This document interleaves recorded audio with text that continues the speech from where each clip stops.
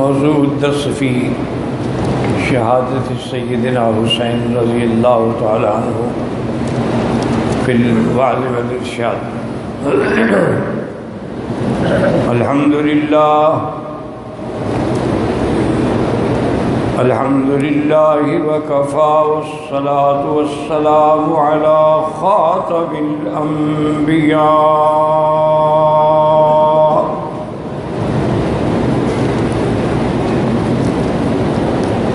سیدنا وحبیبنا محمد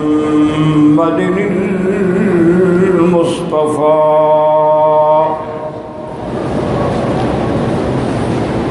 وعلى آله المجتبى وأصحابه النجبى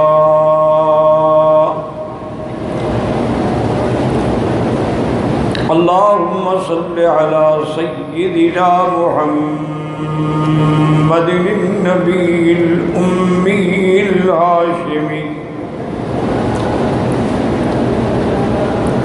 وعلى آله وأصحابه نجوم الهدى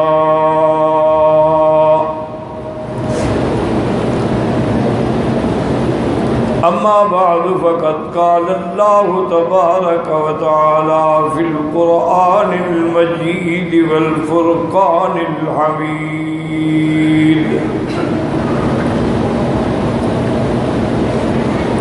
أعوذ بالله من الشيطان الرجيم بسم الله الرحمن الرحيم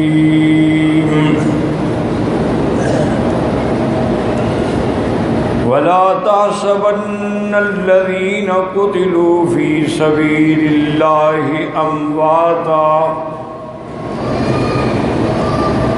بل أحياء ولكن لا تشعرون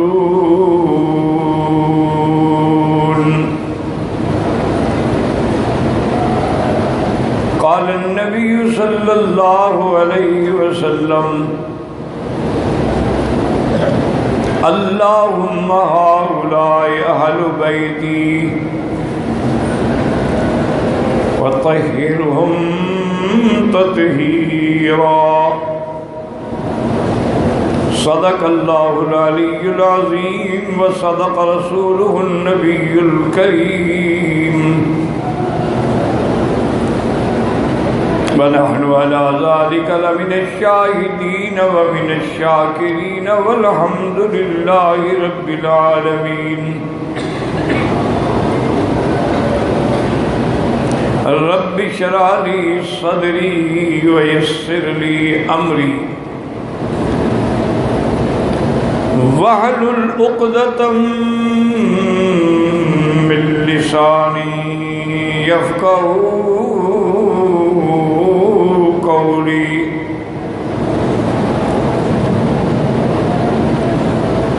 سبحانك لا علم لنا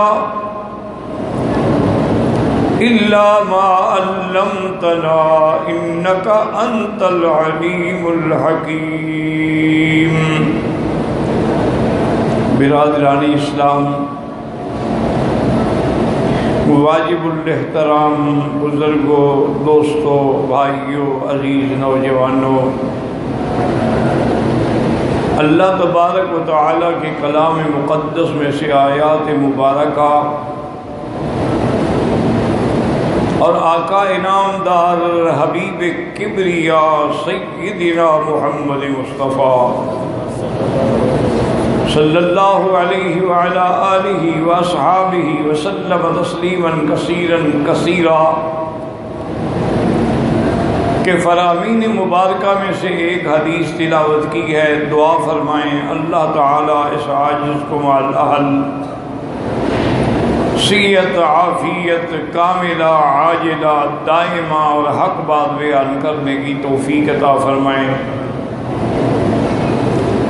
آپ کو سننے سمجھنے کی، ہم سب کو مل کر حق پر چلنے کی توفیق عطا فرمائیں۔ میں نے سابقہ دروس میں الحمدللہ ثم الحمدللہ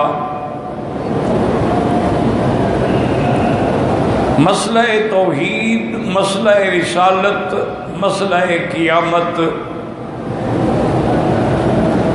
اس کے بعد عظمت محمد مصطفیٰ، اطاعت محمد مصطفیٰ صلی اللہ علیہ وسلم، پھر خلفاء راشدین سیدنا ابی بکر، سیدنا عمر، سیدنا عثمان، سیدنا علی کا تفصیلی بیان اللہ نے اپنی توفیق سے کرایا۔ اور یہ بھی اللہ کی حکمت ہے کہ چونکہ موت تو برحق ہے، حتیٰ کہ پوری دنیا کے اندر لوگ خدا کے منکر پیدا ہوئے ہیں، نبی کے پیدا ہوئے ہیں، لیکن موت کا منکر تو کوئی نہیں۔ مرنے کے بعد اٹھنے کے منکر ہیں کہ مرنے کے بعد ہم نہیں اٹھیں گے، لیکن مرنے کا منکر کوئی بھی نہیں۔ حتیٰ کہ جو کافر ہیں وہ بھی کہتے ہیں نہیں الا حیاتنا الدنیا نموت ولا مرتے، اذا متنا وکنا تراب، جب ہم مر جائیں گے تو موت کے تو وہ بھی قائل ہیں، لیکن بعث بعد الموت کے قائل نہیں۔ لیکن موت کے بھی اللہ نے درجات رکھے ہیں، اور سب سے اعظم درجہ موت کا جو ہے وہ شہادت فی سبیل اللہ ہے، شہید ہونا۔ اسی لیے اللہ کے قرآن میں وَمَن يُطِعِ اللَّهَ وَالرَّسُولَ فَأُولَٰئِكَ مَعَ الَّذِينَ أَنْعَمَ اللَّهُ عَلَيْهِمْ مِنَ النَّبِيِّينَ وَالصِّدِّيقِينَ وَالشُّهَدَاءِ وَالصَّالِحِينَ وَحَسُنَ أُولَٰئِكَ رَفِیقًا، یعنی نبی صدیق کے بعد جو مرتبہ ہے وہ شہداء۔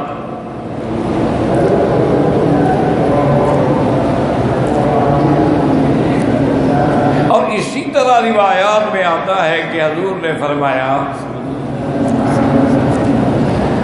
کہ شہادت کے بھی تقریباً 3 مرتبے ہیں۔ ایک تو یہ ہے کہ ایک آدمی مجاہدین کے ساتھ جاتا ہے، لیکن اس کی نیت نہ قتال ہے نہ موت شہادت ہے، بس مسلمانوں کی تعداد بڑھا رہا ہے،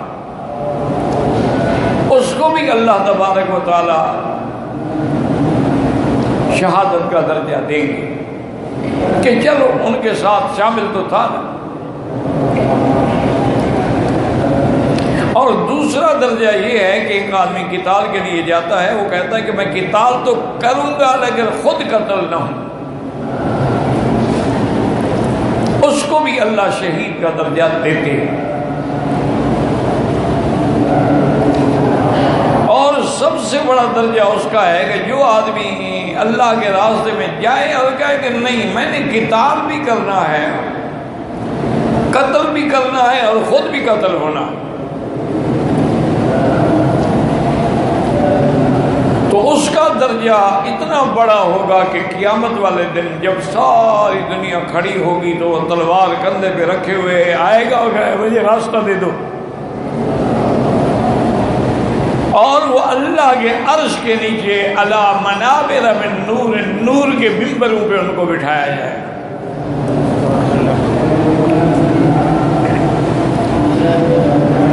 تو اس لیے اگر آپ غور کریں تو اللہ کی شان یہ ہے کہ علماء نے یہ لکھا ہے کہ حضور صلی اللہ علیہ وسلم کو بھی ایک نوع من الشہادہ نصیب ہوئی ہے۔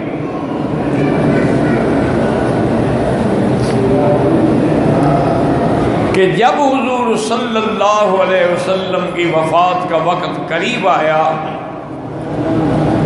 تو آپ نے فرمایا کہ عائشہ ھذا وقت انقطاع ابہری من سم الذی اکلت بخیبر، وہ جو مجھے خیبر میں زہر دی گئی تھی اس کی وجہ سے آج میری آنتیں مبارک کٹ رہی ہیں۔ تو لہذا ایک شہادت کا انداز یہ بھی ہے کہ اگر زہر سے مرے تو شہید ہوتا ہے۔ اور بعض علماء نے یہ بھی لکھا ہے کہ حضرت ابو بکر کو بھی سامنے ڈس لیا تھا حضور کے لعاب لگانے سے ٹھیک تو ہو گئے، لیکن وہ زہر کا اثر رہا موت کے وقت میں، تو ان کو بھی اللہ نے ایک شہادت نصیب فرمائی۔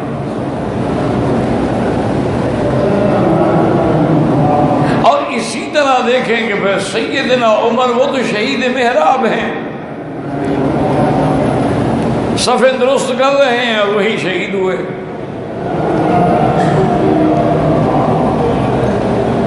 اور سیدنا عثمان جو ہیں وہ تو شہید علی المصحف ہیں کہ قرآن پڑھ رہے ہیں اور آپ کا خون قرآن پہ گرا۔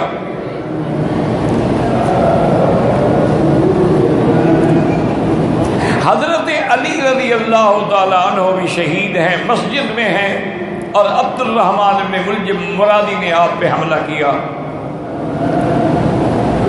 تو وہ بھی شہید ہیں۔ ان کے بعد حضرت حسن رضی اللہ تعالیٰ عنہ، تو حسن رضی اللہ تعالیٰ عنہ کو بھی زہر دیا گیا تھا جس سے آپ کی موت واقع ہوئی۔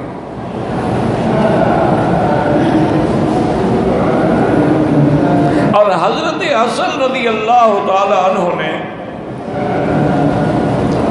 حضور صلی اللہ علیہ وسلم کی پیشین گوئی کے مطابق کہ ان ابنی ھذا سید لعل اللہ ان یصلح بہ بین فئتین عظیمتین من المسلمین، کہ میرا بیٹا سردار ہے، اس کے ذریعے اللہ دو بڑی جماعتوں، مسلمانوں کی بڑی جماعتوں کے اندر صلح کروائیں گے۔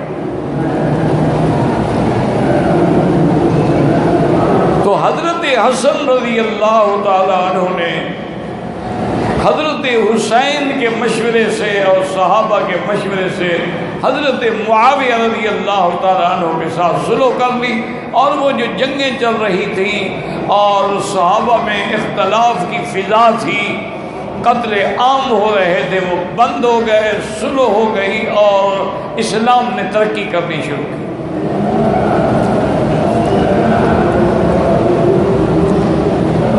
حضرت معاویہ رضی اللہ تعالی عنہ یہ ابو سفیان کے بیٹے ہیں، ان کے والد کا نام صخر تھا، ابو سفیان کنیت تھی۔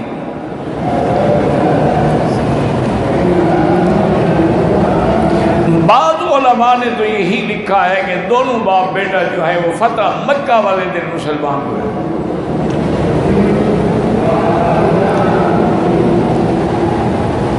لیکن محققین یہ کہتے ہیں کہ نہیں، حضرت معاویہ فتح مکہ سے پہلے اسلام لے آئے،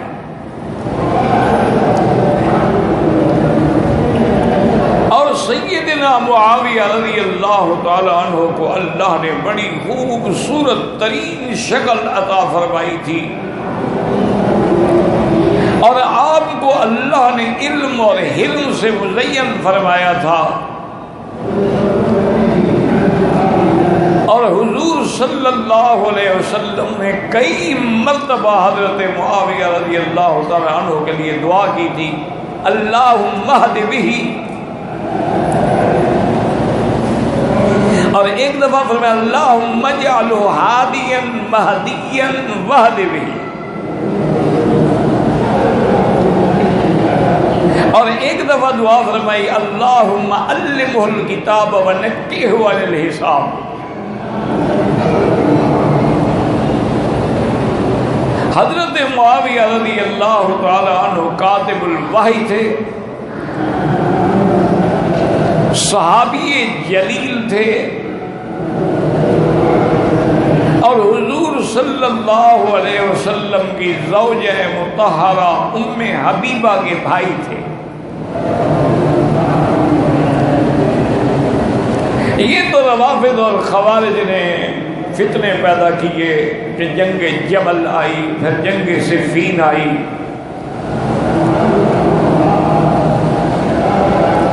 لیکن الحمدللہ دونوں اپنے اپنے مقام پہ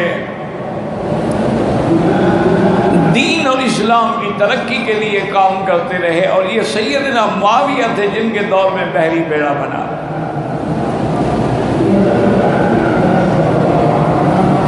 یہ سیدنا معاویہ تھے جن کے دور میں بحری بیڑے پر کفار سے جنگ لڑی گئی، اور ایک جنگ کی قیادت ان کے بھائی یزید ابن سفیان نے کی۔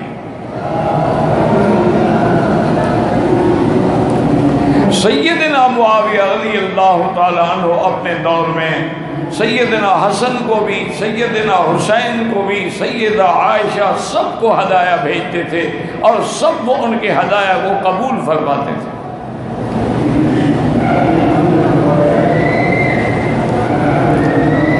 اب سیدنا معاویہ رضی اللہ تعالی عنہ نے ایک دن صحابہ کو بلایا، ارباب حل و عقد کو بلایا اور ان سے مشورہ کیا کہ بھی اب میری عمر زیادہ ہو گئی ہے،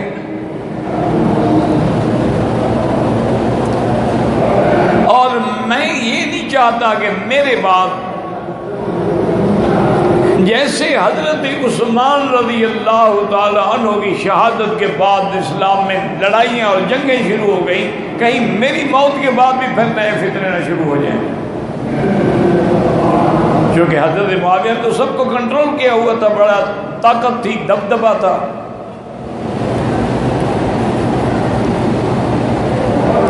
انہوں نے کہا کہ میری رائے یہ ہے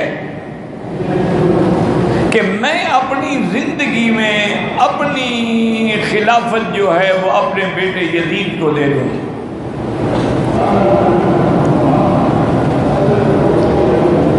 اور ساتھ میں وہ ان کی مشہور دعا بھی ہے کہ جب وہ یہ بات فرما رہے تھے تو دعا بھی کر رہے تھے کہ یا اللہ، اگر میرا یہ فیصلہ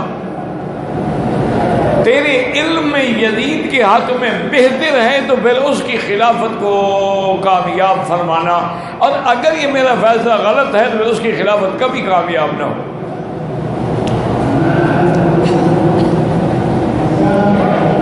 یہ تو اصل مشکلات یہ ہیں کہ تاریخ لکھنے والوں نے بڑے تعصب سے کام لیا ہے، اور اس کی وجہ یہ تھی دراصل کہ جتنے علماء تھے، محدثین تھے، فقہا تھے، انہوں نے تو قرآن اور حدیث پر کام کیا،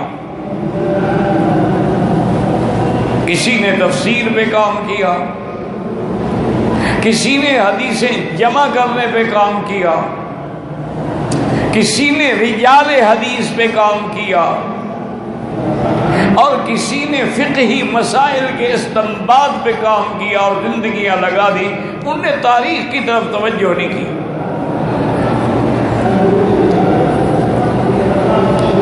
اور بدقسمتی سے تاریخ لکھنے کا قصہ جو ہے وہ سارا شیعہ کے ہاتھ میں آیا۔ پھر انہوں نے اپنے منشے سے، اپنی مرضی سے تمام رطب و یابس جو تھے وہ جمع کر دیے کتابوں میں۔ اسی لیے ان کی کتابوں کو جب دیانتداری سے آپ پڑھیں گے تو ایک جگہ اس کی تعریف کر رہے ہیں، دوسری جگہ اسی کی شکایت کر رہے ہیں۔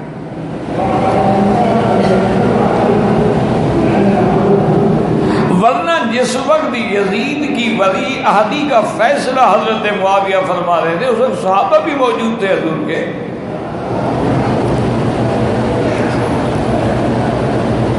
تو اس وقت اگر یزید کے اندر کوئی ایسا فسق اور فجور اور کوئی علانیہ، جیسے کہ کتابوں میں مورخین نے لکھا ہے کہ وہ شرابی تھا، وہ فاسق تھا، وہ فاجر تھا، تو کوئی صحابی، حضور کا صحابی، کسی فاسق فاجر کی خلافت کے لیے یعنی اعلان کر کے مدد کر سکتا ہے؟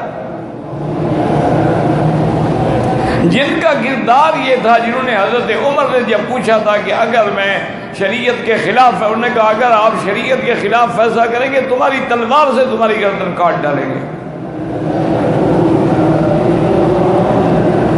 جو حضرت عمر جیسا آدمی، جس کے جلال سے بادشاہ کانپتے تھے، منبر پہ کھڑے خطبہ دے رہے ہیں، اور ایک صحابی کھڑے ہوئے نے کہا کہ لا نسمع، ہم آپ کا خطبہ نہیں سنتے، خطبہ بند کریں۔ آپ نے فرمایا کیوں؟ انہوں نے کہا آپ نے جو کپڑے تقسیم کیے ہیں اس کپڑے سے ہمارا قمیص تو پورا نہیں بنتا، آپ کا قمیص کیسے بن گیا؟ اس کا مطلب ہے آپ نے زیادہ کپڑا لیا ہے۔ تو آپ نے اپنے بیٹے سے فرمایا کھڑے ہو کے بتلاؤ، تو بیٹے نے کہا کہ میں نے اپنا حصہ اپنے ابا کو دیا ہے۔ انہوں نے کہا اچھا اب آپ کہیں پھر جو لوگ حضرت عمر کو ٹوک سکتے ہیں،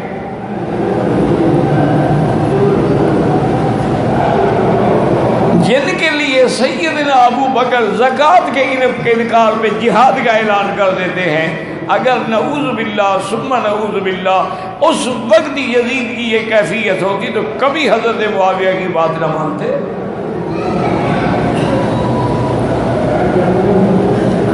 بعض علماء نے یہ لکھا ہے کہ اس وقت وہ ٹھیک تھا، لیکن بعد میں جب اقتدار ملا ہے تو پھر اقتدار کے نشے نے اس کو خراب کر دیا۔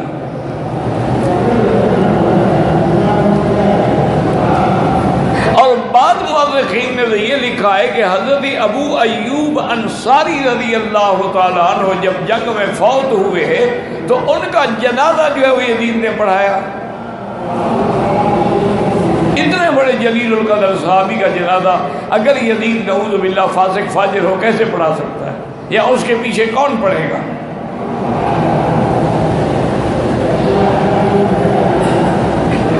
اس پر سب سے زیادہ بہتر جو مسئلہ ہے نا وہ امام ابو حنیفہ رحمۃ اللہ علیہ کا ہے۔ وہ فرماتے ہیں کہ اس پر علماء کو اور اہل سنت والجماعت کو چاہیے توقف فی یزید، یزید کے بارے میں توقف کریں، کوئی بات نہ کہیں،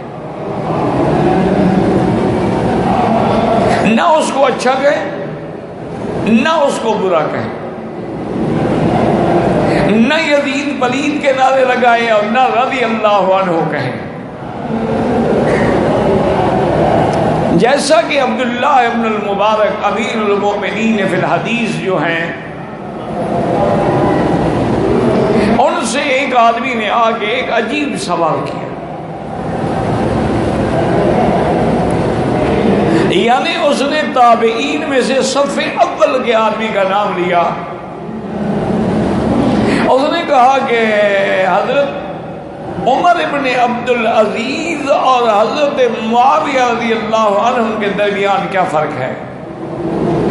یعنی صحابہ کی خلفاء کی آخری صف کا آدمی حضرت معاویہ ہے،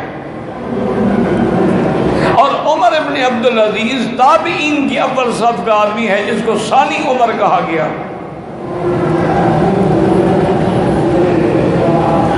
جو عدل میں، انصاف میں، سخاوت میں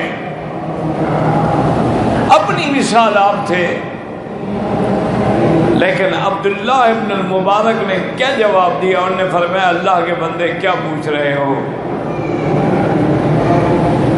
حضرت معاویہ نے جس گھوڑے پہ سوار ہو کے رکب فرسن وغزا مع رسول اللہ، اور حضور کے ساتھ اس نے کسی غزوے میں جا کے جہاد کیا، تو اس گھوڑے کے پاؤں سے جو مٹی اڑی اور اس کی ناک میں جا کے میل بن گئی، عمر ابن عبدالعزیز تو اس میل کے برابر بھی نہیں ہے،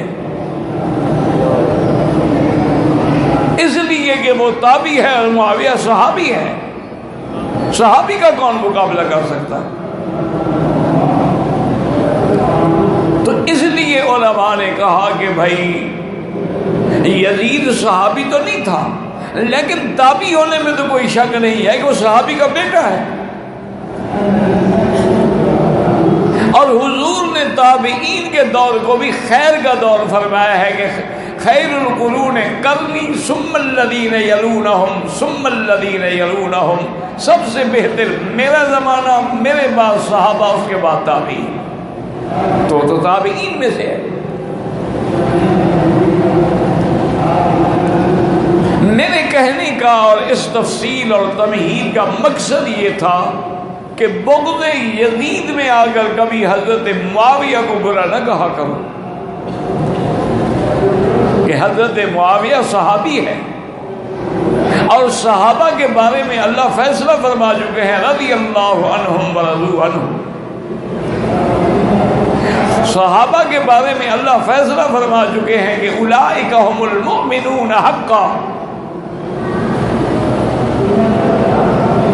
صحابہ کے بارے میں اللہ فیصلہ فرما چکے ہیں کہ لقد رضی اللہ عن المؤمنین،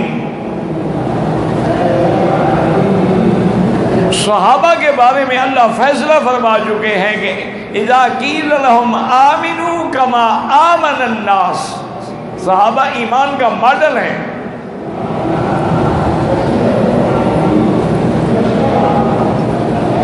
تو بہرحال حضرت معاویہ وفات فرمائی اور دمشق میں شام میں ان کی قبر بنی۔ اس کے بعد یزید ان کے تخت پہ بیٹھا اور اس دور میں اس علاقے میں جتنے لوگ تھے ان سب نے یزید کی بیعت کی اور کسی نے اعتراض نہیں کیا۔ صرف ارباب حل و عقد جو تھے نا، اہل مدینہ اور اہل مکہ، ان نے بیعت نہیں کی۔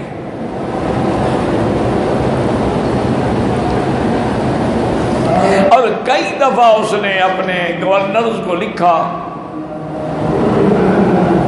کہ مکے والوں سے، مدینے والوں سے بیعت لیں، لیکن ان لوگوں نے انکار کر۔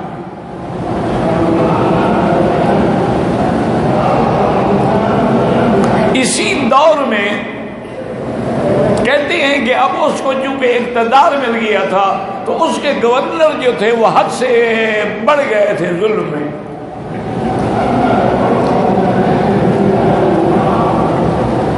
تو کوفے والوں نے حضرت حسین رضی اللہ تعالی عنہ کو خط لکھے کہ آپ اہل بیت کے سردار ہیں اور آپ سبط من الاسباط ہیں، آپ حضور صلی اللہ علیہ وسلم کے لاڈلے شہزادے ہیں، آپ سیدہ شباب اہل الجنہ ہیں، آپ کے ہوتے ہوئے یزید کو کوئی حق نہیں پہنچتا کہ وہ تخت خلافت پہ بیٹھے، آپ تشریف لے آئیں اور ہم سب آپ کی بیعت کریں گے۔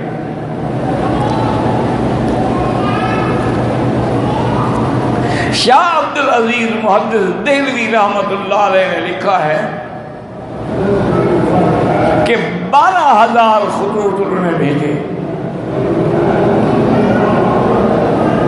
حضرت حسین خط پڑھتے، سوچتے جاؤں نہ جاؤں، کیا کروں۔ صحابہ جو اس وقت موجود تھے جیسے حضرت عبداللہ ابن عباس ہیں، ان سے مشورہ کیا، انہوں نے کہا حضرت آپ نہ جائیں۔ یہ کوفے والے لوگ جو ہیں ان کی تاریخ کے اندر وفا نہیں ہے۔ ہمارا مشورہ یہ ہے کہ آپ مدینے میں ہیں، وہ ٹھیک ہے پریشر ڈال رہا ہے بیعت کے لیے، لیکن یہاں آپ کا کچھ نہیں بگاڑ سکتا۔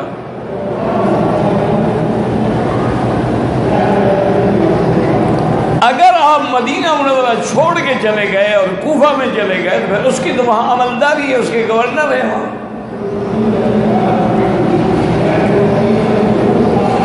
حضرت حسین رضی اللہ تعالیٰ عنہ بار بار کہیں کہ بھائی اگر قیامت میں اللہ نے سوال کیا کہ آپ کو لوگ بلا رہے تھے بیعت کے لیے تو آپ نے اس وقت حق کا ساتھ کیوں نہیں دیا؟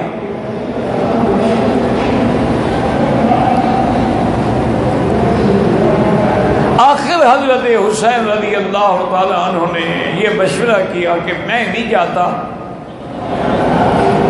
لیکن مسلم ابن عقیل جو ان کے قریبی عزیز تھے ان کو بھیجتے ہیں کہ وہ وہاں جا کر کوفے کے حالات دیکھ کے ہمیں مطلع کریں۔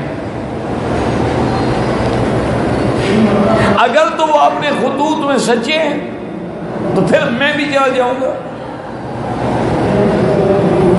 اور اگر وہ خطوط میں سچے نہیں ہیں، دھوکہ دینا چاہتے ہیں، تو پھر میں نہیں جاؤں گا۔ سب نے اسی بات کو قبول کیا اور مسلم ابن عقیل جو ہے وہ کوفے کے لیے تیار ہوئے۔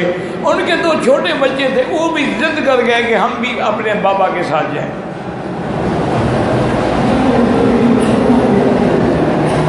حضرت مسلم ابن عقیل نے بڑا روکا بھی، آپ چھوٹے بچے ہیں، بڑا سفر ہے مدینہ منورہ سے کوفے کا،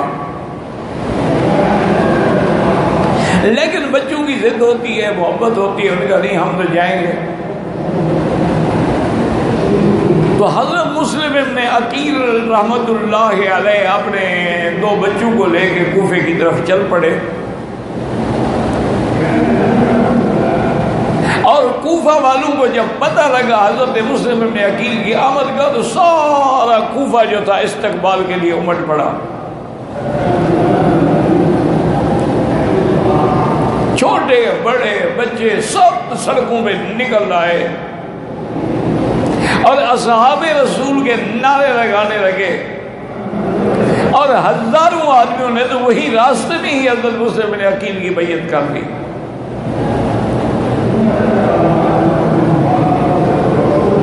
اب پورے کوفے میں اور ان کے مساجد میں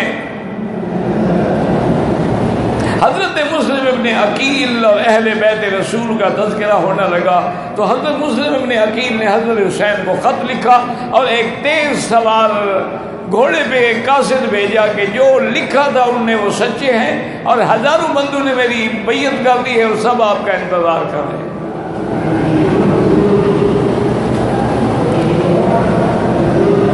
کہتے ہیں کہ یزید کو پتہ لگا کہ بھی کوفے کی تو فضا ہی بدل گئی ہے، کوفہ تو سارے کا سارا مسلم ابن عقیل کے ہاتھ میں بیعت کر چکا ہے، اور اگر وہ اس میں مضبوط رہ گئے تو پھر میرا اقتدار تو نہیں بچ سکتا ہے۔ اس نے اس گورنر کو ہٹا کے ابن زیاد کو گورنر بنایا کوفے کا، اور حکم دیا کہ سختی کے ساتھ جو ہے آپ ان سے معاملہ کریں، اور اگر وہ مسلم ابن عقیل کی بیعت سے باز نہ آئے تو پھر سب کو تہہ تیگ کر دیں۔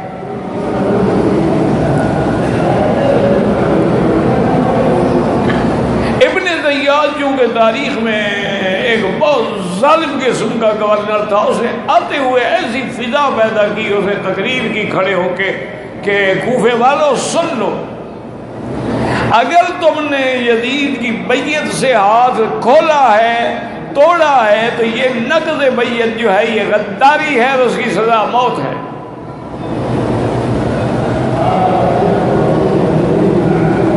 یا تو یزید کی بیعت پہ اسی طرح قائم رہے، ورنہ پھر موت کے لیے تیار ہو جائے۔ وہ جو جناب نعرے لگانے والے تھے نا جی، استقبال کرنے والے، صرف ابن زیاد کی تقریر سن کے ایسے بزدل بنے کہ تتر بتر ہو گئے، مسلم ابن عقیل اکیلے بیٹھے ہوئے۔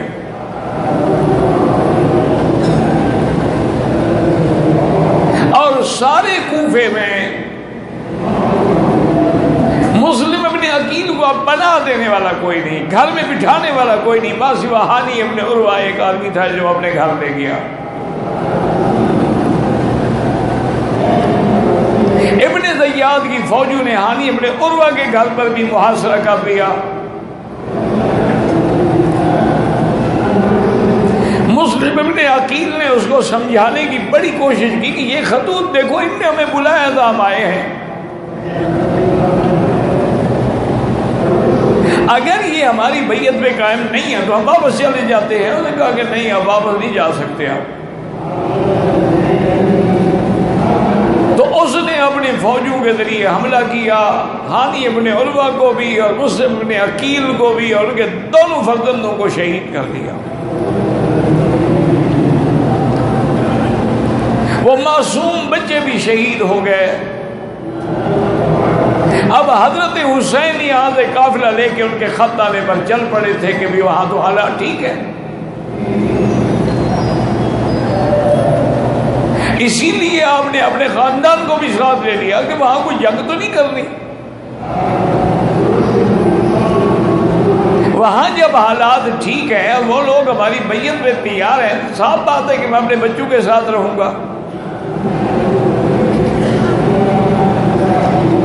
حضرت حسین رضی اللہ تعالی عنہ راستے میں تھے کہ آپ کو خبر ملی کہ مسلم ابن عقیل شہید ہو گئے، اور تمام کوفے والوں نے انکار کر دیا ہے، بیعت توڑ ڈالی ہے، اور کوئی بھی اس وقت ایک بندہ بھی آپ کی حمایت میں بولنے والا نہیں ہے۔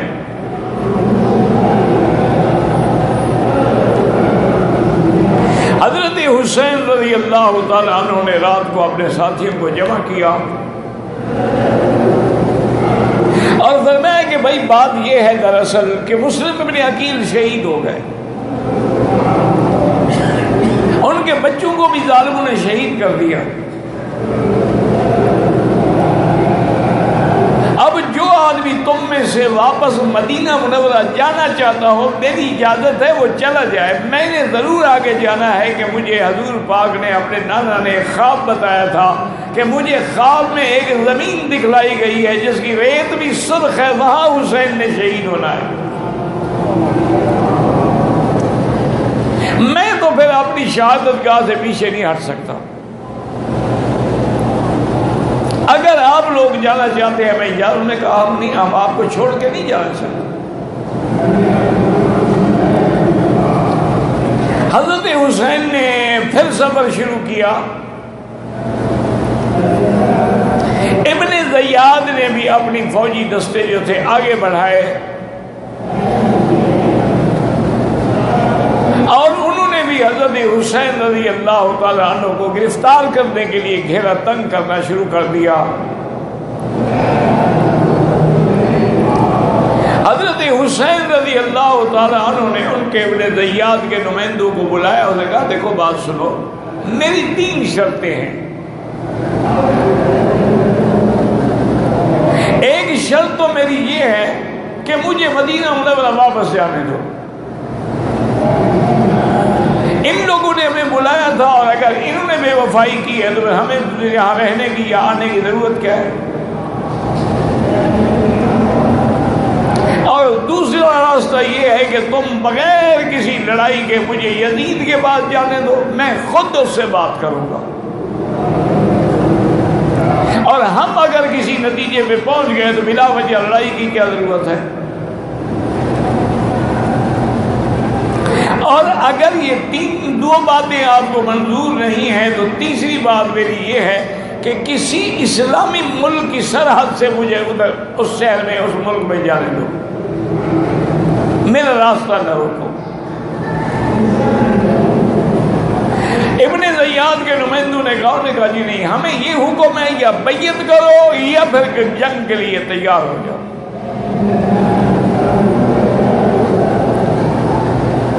حضرت حسین نے فرمایا کہ میں کیسے مسلم ابن عقیل کے قاتلوں کے ہاتھ میں کیسے بیعت کر سکتا ہوں؟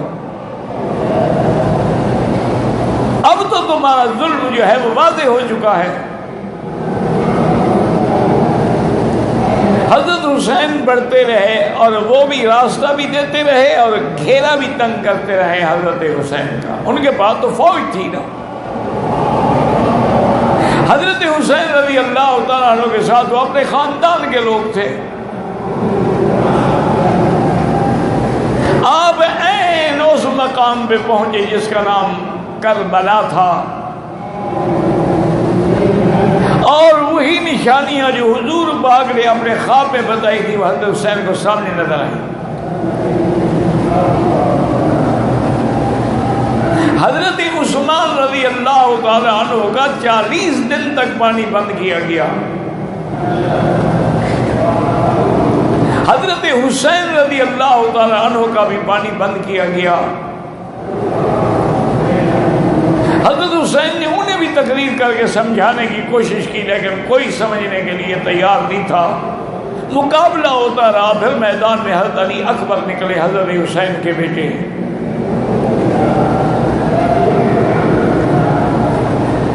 وہ اہل بیت کے شہزادے تھے اور بہادر تھے، انہوں نے ماشاءاللہ اپنی ہمت سے اور شجاعت سے، لیکن پیاسے ہیں، دشمنوں کی صفیں اڑت ڈالی، لیکن آخر میں حضرت علی اکبر بھی شہید ہوئے۔ سیدنا حسین رضی اللہ تعالیٰ عنہ اپنے ہاتھوں سے اپنے بیٹے کی لاش اٹھا کے گھر لائے، خیموں میں لے آئے، گھر کہاں تھے؟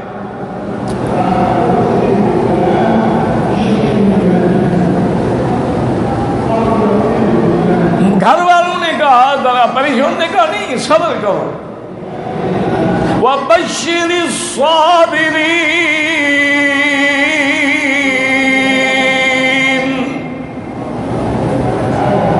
الَّذِينَ إِذَا أَصَابَتْهُم مُّصِيبَةٌ قَالُوا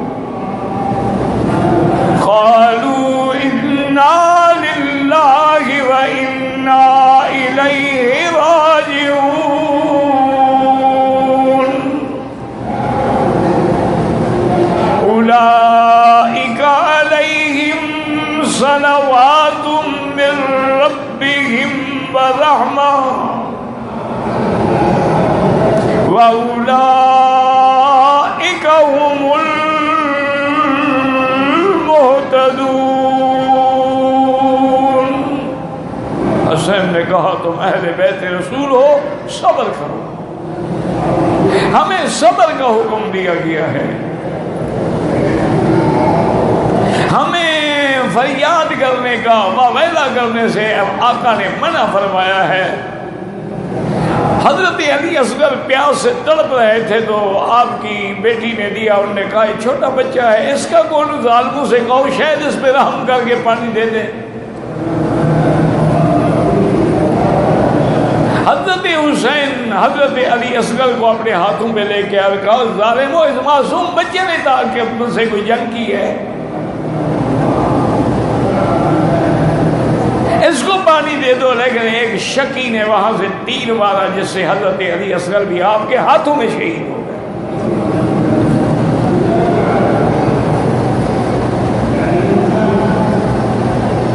حضرت حسین اس کو لے کر بھی آئے اور کہا کہ گھر والوں سے کہ اب اس پھول کو بھی سنبھال لو. اللہ نے اس کے مقدر میں بھی معصومیت بھی لکھی تھی اور شہادت بھی لکھی تھی.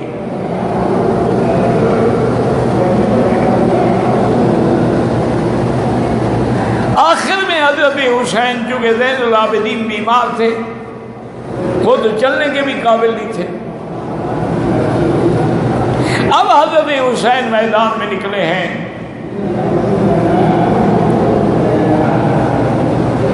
اور میدان میں آنے کے بعد انہوں نے کہا کہ ظالموں سے اتنی تم صبر کر لو کہ میں 2 رکعت نماز ادا کر لوں.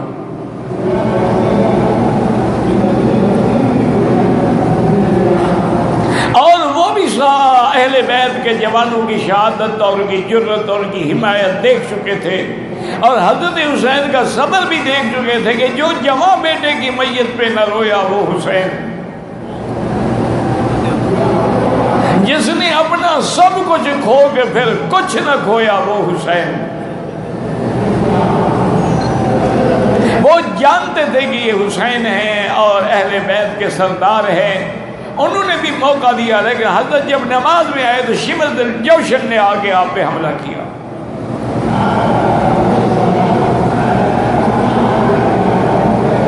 اور اللہ کے اس جوان نے اسی نماز کی حالت میں سبحان ربی الاعلی. اب آپ دیکھیں کوئی محراب میں شہید ہو رہا ہے, کوئی سجدے میں شہید ہو رہا ہے. اللہ نے ان کا مقام جو یہی لکھا تھا کہ کٹا کر گردنیں دکھلا گئے ہیں کربلا والے, کسی باطل کے آگے کبھی جھک نہیں سکتے خدا والے. اور انہوں نے یہ فیصلہ کر دیا کہ آدمی جان دے سکتا ہے, قربانیاں دے سکتا ہے, لیکن باطل کے ہاتھ پہ ہاتھ دے کے بیعت نہیں کر سکتا. اسی لیے کسی نے کہا تھا کہ حقا کے بنا لا الہ تو حسین, کہ توحید کو زندہ کر دیا حسین نے کہ ہم اللہ کے نام پہ مرنے والے ہیں, کسی باطل کے آگے جھکنے والے نہیں ہیں. حضرت حسین رضی اللہ تعالی عنہ بھی شہید ہوئے, اور تمام اہل بیت جو اس وقت ان کے ساتھ تھے ان کے آنکھوں میں آنسو تھے, اور اللہ تعالیٰ کے حکم کے مطابق انا للہ و انا الیہ راجعون کی ورد تھا اور صبر تھا. اور اس کے بعد پھر ان کو حضرت حسین رضی اللہ تعالیٰ عنہ کے سر کو بھی دربار یزید میں پیش کیا گیا. اس لیے یہ مقام جو ہے, میں نے آپ کو عرض کیا نا کہ حضور پاک سے لے کر آخری حضرت حسین ہے, سب کو اللہ نے شہادت نصیب کی. اور ساتھ یہ بھی فرما دیا کہ جو شہید ہوتے ہیں ان کو مردہ نہ کہا کرو, بل احیاء, یہ تو زندہ ہے, لیکن ان کی زندگی کو تم سمجھ نہیں سکتے ہو.